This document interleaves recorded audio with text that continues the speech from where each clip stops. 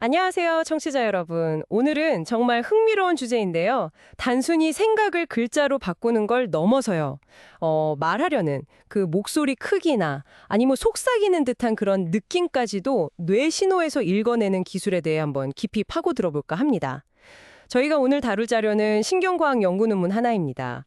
우리가 말을 할 때 입술이나 혀를 움직이게 하는 뇌 영역, 그 복측 전중심회라고 하는 영어로는 VPCG라고 부르는 영역인데요. 이 부분이 목소리 크기나 아니면 말하기 방식, 뭐 예를 들면 소리 없이 입 모양만 낸다거나 속삭인다거나 보통 크기 혹은 큰 소리 이런 걸 어떻게 조절하는지를 파헤친 연구입니다. 연구에는 좀 특별한 분들이 참여했어요. 중증 구음 장애, 그러니까 말씀하기가 아주 어려운 두 분이신데요. 한 분은 루게릭병, 다른 한 분은 뇌졸중 후유증을 앓고 계셨습니다. 이분들은 뇌 컴퓨터 인터페이스, BCI라고 하죠.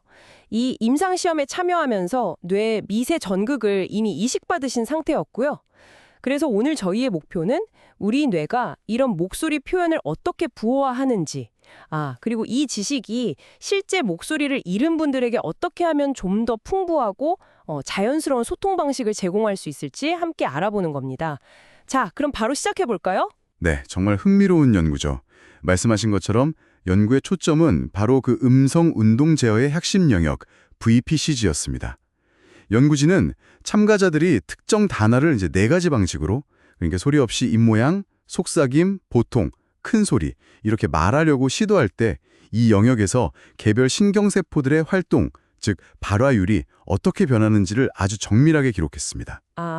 실제로 소리를 내기 어려우시니까 시도했다는 점이 중요하겠네요. 그럼 그 신경활동 분석에서 뭘 발견했나요? 이게 기존 BCI 연구랑 좀 다른 점이 있을까요? 네, 가장 중요한 발견이라고 한다면요. 이 VPCG 신경세포 활동이 참가자가 의도한 목소리 크기나 방식에 따라서 아주 뚜렷하게 달라졌다는 겁니다. 이건 뭐랄까, 뇌가 단순히 무슨 말을 할지뿐만 아니라 어떻게 어떤 식으로 말할지에 대한 정보까지도 명확하게 부호하고 있다는 거죠. 이게 강력한 증거가 되는 거고요. 기존 BCI 연구들이 주로 말의 내용 해독에 좀 집중했던 걸 생각하면 이건 정말 큰 진전이라고 할 수 있습니다. 뇌가 내용뿐만 아니라 표현 방식까지 다 다루고 있다. 그런 말씀이시군요. 그럼 연구진이 이 두 가지 정보가 뇌에서 혹시 어떻게 처리되는지도 밝혔나요? 이게 뭐 뒤섞여 있거나 그렇지는 않았을까요? 네, 아주 좋은 질문이십니다.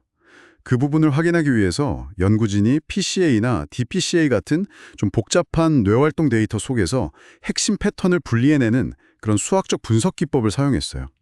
그 결과 어떤 단어를 말하려는지에 대한 정보하고 얼마나 크게 말하려는지에 대한 정보가 이 VPCG 안에서 서로 다른 신경활동 패턴으로 나타난다는 걸 발견했습니다. 그러니까 분리 가능한 차원에 저장된다는 거죠. 마치 뇌 안에 내용 채널이랑 표현 채널이 좀 나뉘어 있는 것 같은 느낌이랄까요? 와, 정보가 그렇게 딱 분리되어 있다니 좀 놀랍네요. 이 분리 가능성 발견이 왜 중요한 건가요, 그러면? 이 분리 가능성이 중요한 이유는요. BCI 시스템이 말의 내용하고 표현 방식을 서로 독립적으로 그리고 더 정확하게 해독할 수 있다는 가능성을 열어주기 때문입니다. 이게 아주 중요하죠. 표현력이 풍부한, 그러니까 정말 사람처럼 말하는 듯한 BCI를 개발하는 데 결정적인 단서가 될 수 있거든요. 그리고 또 하나 흥미로운 건 참가자가 실제로 말을 시작하기 수백 밀리초 전에 이미 의도된 크기를 예측할 수 있는 그런 준비 활동 신호도 발견했어요. 행동보다 의도가 먼저 뇌에 나타나는 거죠. 뇌 활동만 보고도 의도를 미리 읽을 수 있다니, 정말 흥미롭네요. 그러면 이 의도를 읽어내는 정확도는 어느 정도였고, 이걸 혹시 실제 상황에 적용해보는 시도도 있었나요? 네, 오프라인 분석 결과를 보면요.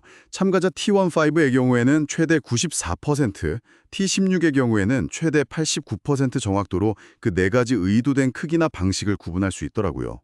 여기서 더 나아가서 T15 참가자를 대상으로는 실시간 폐쇄 루프 실험이라는 걸 진행했습니다. 폐쇄 루프 실험이라면 참가자 뇌의 신호를 실시간으로 해독해서 바로 피드백을 주는 그런 방식이죠. 맞습니다.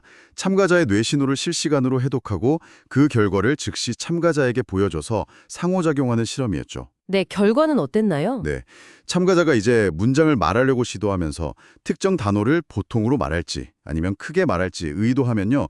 BCI가 이걸 실시간으로 딱 알아채서 화면에 보이는 텍스트를 소문자, 보통 또는 대문자, 크게로 바꿔 보여줬습니다.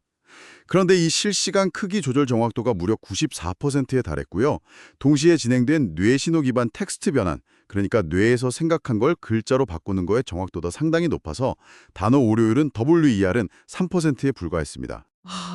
94% 정확도로 생각만으로 글자 크기를 조절하고 동시에 내용 전달 오류는 3%밖에 안 된다니. 이건 정말 예전에 공상과학 영화에서나 보던 일이 현실이 되는 것 같은 그런 느낌인데요. 근데 혹시요, 이 목소리 크기 조절 신호라는 게 단순히 숨을 더 깊게 쉬거나 하는 그런 부가적인 행동하고 관련된 건 아닐까요? 그런 가능성도 있지 않을까요? 네, 연구진도 당연히 그 가능성을 염두에 뒀습니다. 그래서 별도로 호흡 조절 과제, 그러니까 보통 호흡 대 깊은 호흡, 이런 과제를 수행할 때 기록된 뇌신호하고 비교 분석을 했어요. 그 결과 목소리 크기의 의도와 관련된 신경신호는 단순한 호흡 깊이 변화와는 명확하게 구별되는 독립적인 신호라는 것을 확인했습니다. 그러니까 말하기 방식 자체에 대한 뇌의 고유한 명령인 셈이죠. 네, 오늘 우리는 V4CG라는 이 뇌의 특정 영역이 말의 내용뿐만 아니라 우리가 의도하는 목소리 크기나 방식까지도 그것도 서로 분리 가능한 형태로 부호하고 있다는 것을 봤습니다. 그리고 이 정보가 실시간으로 꽤 정확하게 해독될 수 있다는 놀라운 연구 결과를 함께 살펴봤네요. 네, 맞습니다. 이 연구는 단순한 신경과학적 발견을 넘어서 누게릭병이나 뇌졸중 같은 질병으로 소통 능력을 상실하신 분들에게는 정말 실질적인 희망을 준다고 생각합니다. 미래의 BCI는 단순히 단어만 나열하는 게 아니라 사용자가 의도한 그 어조나 강조 같은 미묘한 표현까지 담아서 훨씬 더 인간적이고 자연스러운 소통을 가능하게 할 수 있다는 그런 잠재력을 보여준 거죠. 네, 기술이 인간 본연의 어떤 표현력을 되찾아주는 데 기여할 수 있다는 그 가능성 자체가 참 큰 의미가 있는 것 같습니다. 여기서 우리가 한 걸음 더 나아가서 이런 질문을 던져볼 수도 있을 것 같아요. 만약 우리가 목소리 크기나 말하기 방식을 해독할 수 있다면 혹시 미래에는 풍자라든지 아니면 기쁨이나 슬픔 같은 더 복잡한 감정들 또는 미묘한 강조 같은 그런 의사소통의 뉘앙스들까지도 이러한 신경신호 속에 숨겨져 있다가 해독될 날이 오지 않을까요? 이건 앞으로 BCI 기술이 풀어야 할, 그리고 어쩌면 풀 수 있을지도 모르는 정말 흥미로운 숙제가 아닐까 싶습니다.